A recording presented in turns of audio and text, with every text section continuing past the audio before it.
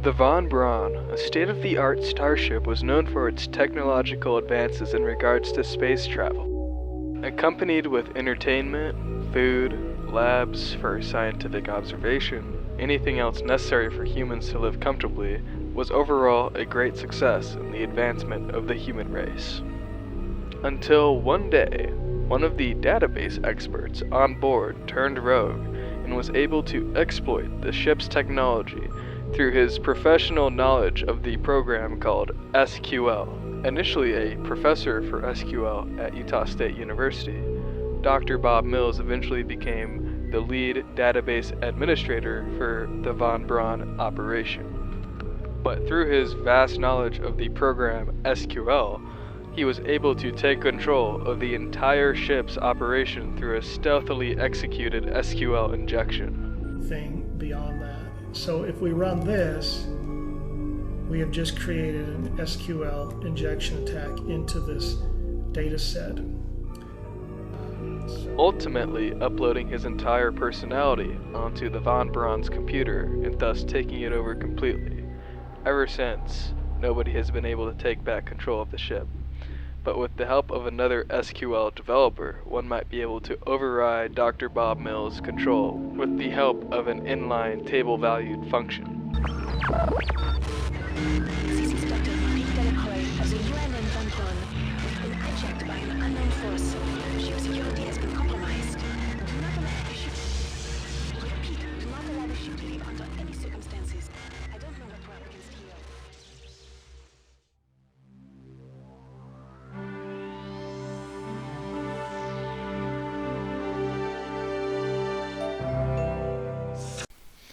Typically abbreviated as TVF, an inline table-valued function is a type of user-defined function that is best compared to a view.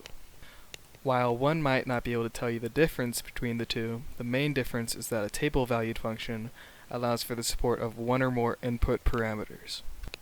Table-valued functions can be inputted, like a table would be, after the from clause, essentially acting like a completely new table stored permanently in the database. To have you better understand this concept, let's begin with an example. Alright, so to start off this TVF, we're going to want to start with a go. This is completely unnecessary, but Ben Gon told me to do it, so why not? And then underneath that, you're going to do a create function, and this is going to be the name of the function, this is going to be the name of the table, so I'm doing get imp ID, since I'm going to get the employee IDs from this, and the parameter is going to be EID as an int. So the parameter is going to be based on an int, and the returns table just means that it's going to return a table. And so as and then return after that, and then we're going to do the columns that we want it to provide us. So I'm doing employee ID, first name, and last name. And it's going to be from the employee table, so just like a simple select and from clause. And then under that, you're going to want to do a where function, and so where employee ID equals the parameter I put down, so at EID, and then go, and that's all you gotta do. Then click execute, and then it should say commands completed successfully, and then you're done with the first part. Alright, and then to find the function that we just created, you're going to want to go down, and it's going to be under programmability. So click on that, and then under functions, and then it'll be under the table valued function, and then you'll be able to find the table that you just created. Alright, so let's use this TVF, just like a table. So then select employee ID, first name, last name, all the columns I did initially, but you can do whatever you want if you did something different. And then from dbo dot get imp IDs, and then the parameter that you want.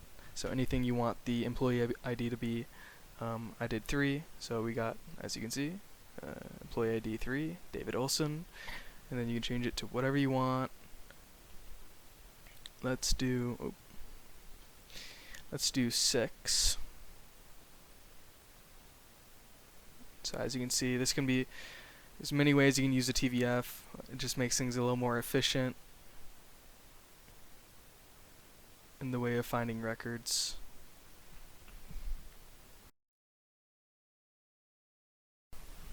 Alright, so let's use this TVF in a more advanced way with an inner join. So let's start. Let's do a little select clause, just like we did. I'm doing S for the TVF, and then L for the other table I'm going to join with. So all the columns that you want, and then from the TVF,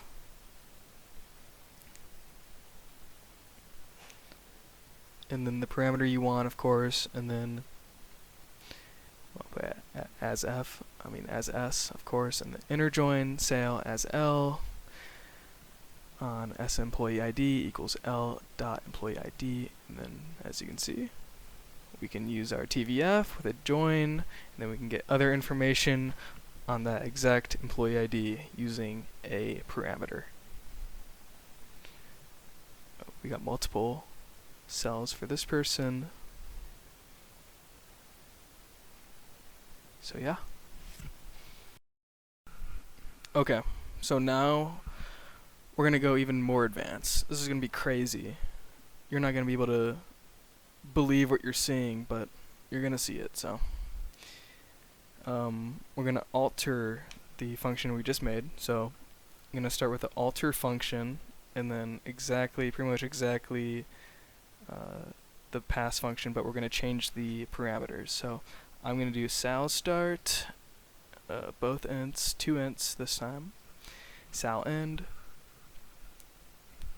and then pretty much exact same thing after this, besides the last line.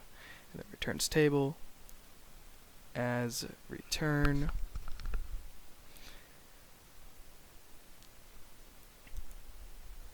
select the columns you want. So as you can see, sal and sal start. I'm going to do salary this time. So salary, first name, last name. The function name doesn't really tie in with this, but it's okay. And then from employee. And then you're going to want to do where salary between the first parameter and the second one. So sal start and sal end. I'm going to show you how we can use this. Go ahead and do a go, and then let's execute it.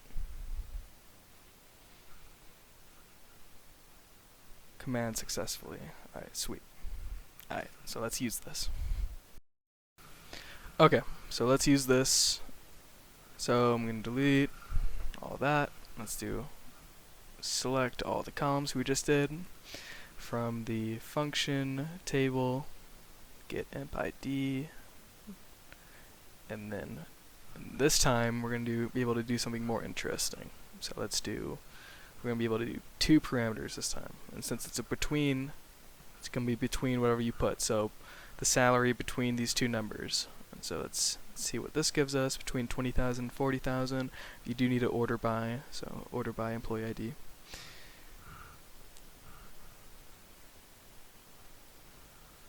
So let's see what this gives us.